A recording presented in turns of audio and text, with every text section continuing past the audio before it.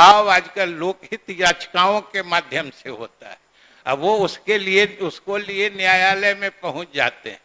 तो सिर्फ मैं उच्च न्यायालय के एक ऑर्डर जो अंतिम आदेश दिया था, हालांकि थोड़े दिन के लिए लोगों ने गुमराह करके स्थगित भी करा दिया, लगभग 100 दिनों से अधिक की देरी हो गई जो हाईकोर्ट ने स्थगित कर दिया। लेकिन अंतिम आदेश में, फाइनल आदेश में जो उच्च न्यायालय ने कहा है वो जरूर सब लोगों ने देखा होगा और उसको मैं जरूर कहना चाहता हूं कि we find the action of the state to be perfectly valid, initiated with due competence, क्योंकि कुछ लोग कहते थे राज्य सरकार को अधिकार नहीं है, with legitimate aim of providing development with justice, जो मुख्यमंत्री का सिद्धांत है, न्याय के साथ विकास, as proclaimed in the address to both houses and actual survey to have neither exercise nor contemplated any coercion to divulge the details and having passed the test of proportionality। मतलब किसी को ये नहीं किया गया है, बाध्य नहीं किया गया है और सरकार ने बिल्कुल सही किया है। Thus, not having violated the rights of privacy, निजता के अधिकार के हनन की भी बात हो रही थी, not violating the rights of privacy of individuals, especially since it is in furtherance of a compelling public interest, which in effect is the legitimate state interest। महोदय, इससे बड़ा प्रमाण किसी न्यायालय द्वारा सरकार के काम को दिया नहीं जा सकता है।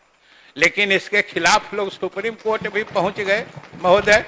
तो वहां क्या कहा महोदय, जो हमने कहा कुछ बुद्धि विलासी लोग भी हैं, अति ज्ञानी लोग, उनको सुप्रीम कोर्ट ने, जो जस्टिस वहां BR गवई है, अभी हमने देखा था समाचार पत्रों में, कल परसों पटना भी वो आए हुए थे, कि उन्होंने क्या कहा कि this is not a public interest litigation, this is publicity interest litigation. मतलब जो लेके गए हैं वो सिर्फ पब्लिसिटी चाह रहे हैं, गो टू हाई कोर्ट। इसलिए महोदय, सरकार के कामों को जिस तरीके से न्यायालय ने उचित ही नहीं, न्याय संगत और न्याय के विकास के सिद्धांत के अनुरूप बताया है महोदय, वह सरकार के मंशा को बिल्कुल लोगों के सामने स्पष्ट कर देता है महोदय। और अंत में महोदय, चूंकि बहुत सारे लोगों को बोलना है, ये जो आंकड़े आपको दिए गए हैं इससे कुछ बड़े अच्छे निष्कर्ष सामने आते हैं, खासकर जो सामाजिक आर्थिक विकास का महोदय पैमाना होता है, चाहे वह साक्षरता दर हो, चाहे गरीबी हो, चाहे जो लिंगानुपात जो कहते हैं, सेक्स रेशियो जो कहते हैं, प्रति पुरुष कितने महिला मतलब होती हैं समाज में, तीनों स्तर जो सामाजिक विकास आर्थिक विकास का पैमाना होता है उसमें बिहार की उपलब्धि महोदय असाधारण है। और आप देखिए कि साक्षरता दर में बिहार में 2011 की जनगणना जो केंद्र सरकार ने कराई थी उसमें 61.8% था, और अभी जो महोदय हम लोगों ने कराया है उसमें 79.7% है।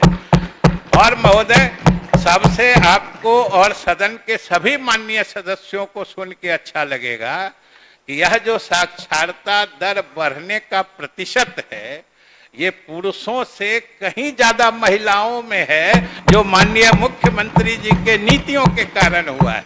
और महोदय, आंकड़े बताते हैं कि पुरुष में साक्षरता दर बढ़ने का प्रतिशत 17.9% है, जबकि महिलाओं में साक्षरता दर बढ़ने का प्रतिशत 22.4% है। ये समझ लीजिए महोदय सीधे कितनी है।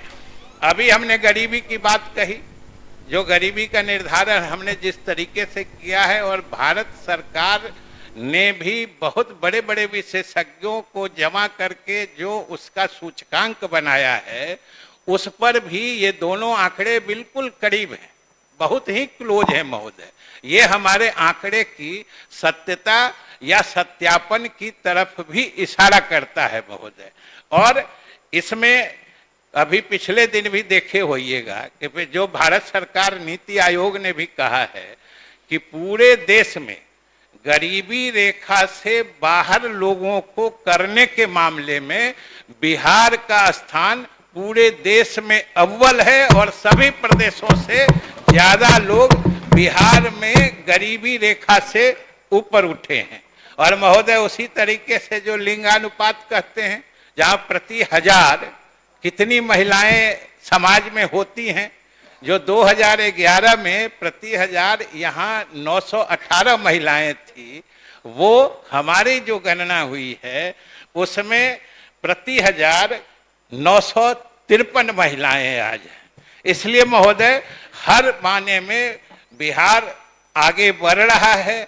और यह काम तो महोदय इतना अद्वितीय हुआ है कि आने वाले समय में न सिर्फ प्रदेश की सरकारें बल्कि केंद्र सरकार का भी ध्यान निश्चित रूप से इस तरफ आकर्षित हुआ है महोदय। लेकिन जब न्यायालय में प्रक्रिया चल रही थी महोदय, एक चीज बड़ी विचित्र घटना घटी।